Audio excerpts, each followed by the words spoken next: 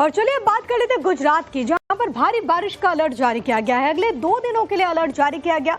दक्षिण गुजरात, अहमदाबाद, आनंदखेड़ा, भावनगर और बोटाद समेत कई जिले ऐसे हैं जहां पर रेड अलर्ट घोषित किया गया है। पहले दिन नर्मदा और सूरत में अत्यधिक भारी बारिश की चेतावनी जारी की गई।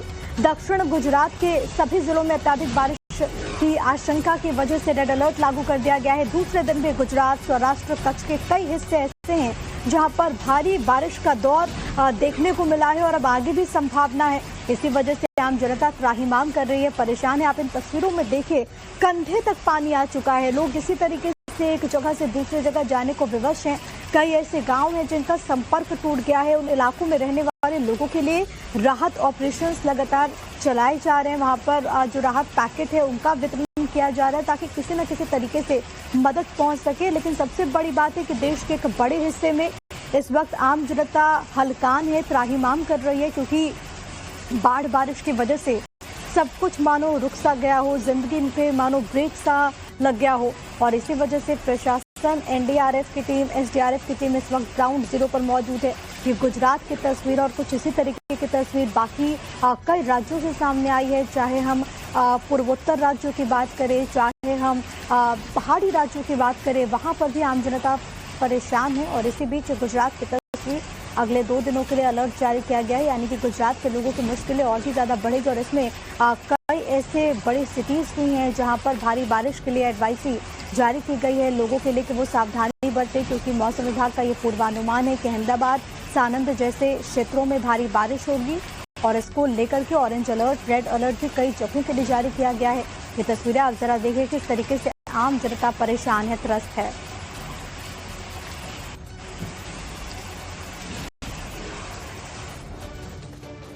इधर अहमदाबाद शहर में हुई तेज बारिश के बाद एसजी हाईवे के कई हिस्सों में जलभराव हो गया। मौसम विभाग ने यहां 1 अगस्त के लिए रेड अलर्ट जारी किया है। अत्यंत भारी बारिश की चेतावनी दी गई। अहमदाबाद के पल्लेडियम मॉल के पास घुटनों तक पानी भर जाने की वजह से वाहन चालकों को काफी दिक्कतें हुई। कई कार्स और दोपहिया वाहन तो पानी में बंद हो गए, जिससे सड़क पर लंबा जाम लग गया। ये तस्वीरें आप जरा देखिए। पुलिस ने तुरंत राहत अभियान शुरू किया। पानी में फंसे वाहन चालकों की मदद भी इस दौरान की गई। शाम को हुई सिर्फ 1 इंच बारिश ने पूरे अहमदाबाद का हाल बेहाल कर दिया है। अभी हम खड़े हैं अहमदाबाद के सबसे प्राइम एसजी हाईवे पर, जो अहमदाबाद और गांधीनगर को कनेक्ट करता हुआ एक सबसे मेन हाईवे है। उस हाईवे की आप हालत देखिए, सिर्फ 1 इंच से भी कम बारिश हुई है। वो बारिश में यहाँ पर ये हाल हो चुका है। सारी जितने भी व्हीकल्स यहाँ पर निकल रहे हैं, सारे बड़े मुश्किल से यहाँ से निकल रहे हैं और सारे व्हीकल को यहाँ पर काफी स्ट्रगल हो रहा है। और उसके साथ पुलिस प्रशासन भी यहाँ पर जो जितनी भी गाड़ी यहाँ पर फंसी है उसको निकालने में लगी है। यहाँ पर आप देख सकते हो ये BMW भी यहाँ पर पड़ी है। और उसके साथ ये जो पुलिस का जो टॉइंग व्हीकल है उसके जरिए सारे जितने भी फंसे हुए व्हीकल है उन सबको अभी निकालने की मुहिम चल रही है। और इसके साथ पूरा ट्रैफिक आप देख सकते हो पीछे कितना लंबा ट्रैफिक हुआ है। सिर्फ 1 इंच बारिश में इतना पानी, घुटनों तक पानी हो जाने की वजह से यहाँ पर ट्रैफिक काफी ज्यादा हो गया है। पीछे जितने भी आगे आप देखिए, आगे 1 किलोमीटर से लेके आगे अगर हम सरखेत तक हाईवे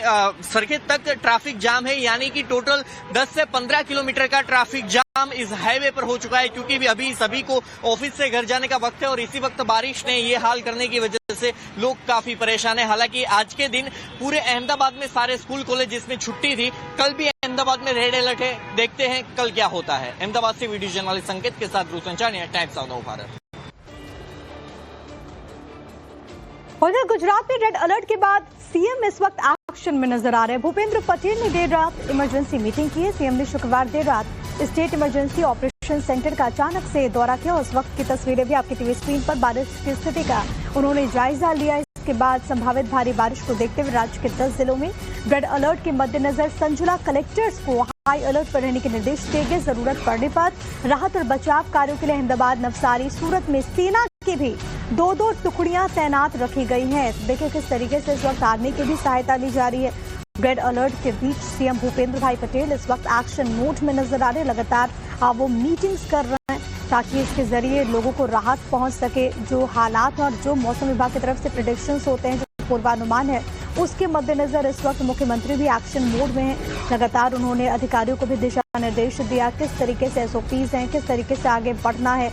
अभी आफत की बरसात है लेकिन लोगों तक राहत पहुंच पाए, इसके लिए सीएम लगातार अधिकारियों को दिशा निर्देश दे रहे। भूपेंद्र भाई पटेल ने देर रात इमरजेंसी बैठक है और ये देखिए मैप के जरिए बाकायदा उन्होंने देखा कि अभी हालात क्या हैं, गुजरात के कितने ऐसे हिस्से हैं जो कि इस वक्त प्रभावित हैं, कौन कौन से ऐसे एरिया हैं जो कि बिल्कुल क्रिटिकल जोन में हैं, उनको कैटेगराइज किया गया है। खबर ये भी है कि जहां पर बहुत ज्यादा स्थितियां गंभीर है वहां पर आर्मी के भी टीम को इस वक्त मुस्तैद रखा गया है, एक्शन में रखा गया है, ताकि अगर कुछ भी हो तो ग्राउंड जीरो पर उनको भेजा जा सके।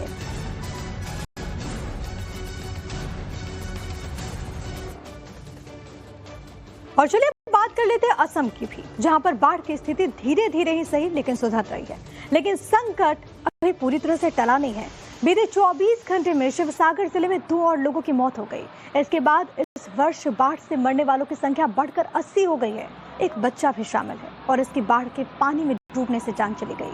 राज्य आपदा प्रबंधन प्राधिकरण के मुताबिक शुक्रवार को राज्य के 8 जिलों में 2,12,400 लोग अभी बाढ़ से प्रभावित हैं। 437 गांव ऐसे हैं जो कि जलमग्न हैं। असम में कई जगहों पर पानी उतर चुका है लेकिन लोगों की मुश्किलें कम होने का नाम नहीं ले रही। असम के शिवसागर में बाढ़ आई तो बाढ़ के बाद जो सबसे ज्यादा बाढ़ ग्रस्त इलाके हैं वहां पर तमाम संगठनों के जरिए जो है वो मेडिकल कैंप, रिलीफ कैंप लगाकर जो है वो लोगों को मदद दी जा रही है।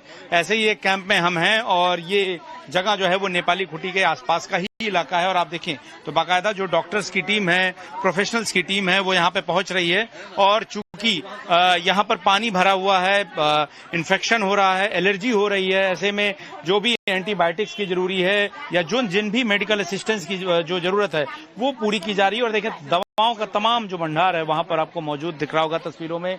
डॉक्टर्स लगातार जो है वो डायग्नोस कर रहे हैं। इसके अलावा जो सैनिटरी नैपकिन्स हो, ORS के घोल की जरूरत हो, डिहाइड्रेशन से बचाना हो, एलर्जी जो इन्फेक्शंस हैं, स्किन प्रॉब्लम जो बाढ़ के गंदे पानी से हो रही है, वो सारी ही चीजों से लोगों की मदद के लिए देखिए ये दवाइयां जो हैं वो लोगों को दी जा रही है। वहीं दूसरी तरफ हम आपको दिखाएं तो यहाँ पर पंजाब से आए सिखों का एक जो जत्था है जो कि पंजाब में आई बाढ़ हो या देश में कहीं भी आपदा हो वो लोगों की मदद करने पहुंचता है। और आप देखिए बड़ी संख्या में यहाँ पर तकरीबन 350 के आसपास जो है वो परिवार हैं, इनको यहाँ पर जो है वो मदद दी जा रही है। और ये तस्वीर देखिए लोग एक पूरा किट लेकर जो है यहाँ पे तस्वीरों में आपको जाते हुए नजर आ रहे हैं और बाकायदा उनकी सूची बनाई गई है और यहाँ पर जो ग्राम प्रधान हैं उनके घर पर ही ये पूरा सामान रखकर और आप देखें तो इन सभी लोगों के जरिए जो है ये बांटा जा रहा है। और एक बड़ी किट, इस किट में राशन के अलावा लोगों के रहने के लिए यानी कि मच्छरदानियां हो, बिस्तर हो, उनको मॉस्किटो रेपेलेंट हो, वो सारी चीजें जो है वो यहाँ पर दी जा रही हैं। और ये जो सिख युवकों का जो जत्था है वो पंजाब से लेकर तमाम जगहों पर लोगों की मदद करने पहुंचता है। और भी लोग हैं जो संगठन के यहाँ पर काम करते हैं वो सभी मौजूद हैं और हम उनसे भी बात करते हैं। ये बताइए कि जो आप लोग मदद पहुंचा रहे हैं क्या क्या है उसमें, लोगों की जरूरतों को कैसा असेसमेंट कर रहे हैं आप लोग? नमस्कार, मेरा नाम ऋषभ चोपड़ा है। हम फीडिंग इंडिया और ग्लोबल सिक एक साथ यहाँ पे काम कर रहे हैं। हमारी यहाँ पे किट्स में पूरी सर्वाइवल किट है, उसमें राशन है, डेली हाइजीन का सामान है और अन्य सर्वाइवल चीजें जैसे टॉर्च, टारपोलिन, वो सब चीजें हैं। हमें यहाँ पे इंटेल मिली थी कि इस गांव में काफी टाइम से कोई NGOs यहाँ पे नहीं पहुंच पा रहे हैं, तो हम और अंदरूनी इलाकों में जाने की कोशिश कर रहे हैं जहाँ पे थोड़ा जो हेल्प है वो कम पहुंच पा रही है।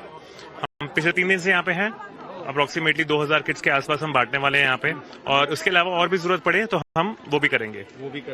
आप ये बताइए, आप लोग तो पंजाब से लेकर तमाम ऐसी जगहों पर डिजास्टर में जाते हैं, क्या असेसमेंट है और क्या दिक्कतें हैं लोगों की? अभी दिक्कतें तो देखो यहाँ पर अभी बहुत है क्योंकि अभी रिसेंटली फ्लड आया तो इनको लोग अभी खुद ही समझ नहीं पा रहे हैं कि क्या हो गया हमारे साथ। अभी तो इनको रहने के लिए भी जगह नहीं है। अभी तो हम एटलीस्ट हम कोशिश कर रहे हैं कि इनको एटलीस्ट खाना तो प्रोवाइड हो, खाना और थोड़ा बहुत छत से ढकने के लिए छत मिल जाए इनको थोड़ी सी, क्योंकि और लोग सभी लोग घरों से बाहर आ गए हैं। घरों से बाहर आ गए, ये भी कहीं पेड़ के नीचे, कहीं जहाँ जगह मिल रही है वहाँ ये लोग रुके हुए हैं। हम लोग अपनी कोशिश कर रहे हैं कि इनको जितनी मैक्सिमम हेल्प हो सके। अभी तो हम इनके लिए ड्राई राशन और जो बरसात से बचने के लिए, क्योंकि बरसात कंटिन्यूसली आ रही है, आप खुद भी देखोगे 2 दिन से बरसात रेगुलर आ रही है यहाँ पर, तो उसी चीज को रोकने के लिए हम यहाँ पर अभी इनके लिए सामान लेके आए हुए हैं। आगे अब जो हम यहाँ पर हालात देख रहे हैं, लोगों के घर खत्म हो गए हैं, अब उनके लिए ज्यादा चुनौती घर बना लेने की, ठीक से सो लेने की, हाइजीन की भी बहुत दिक्कतें हैं।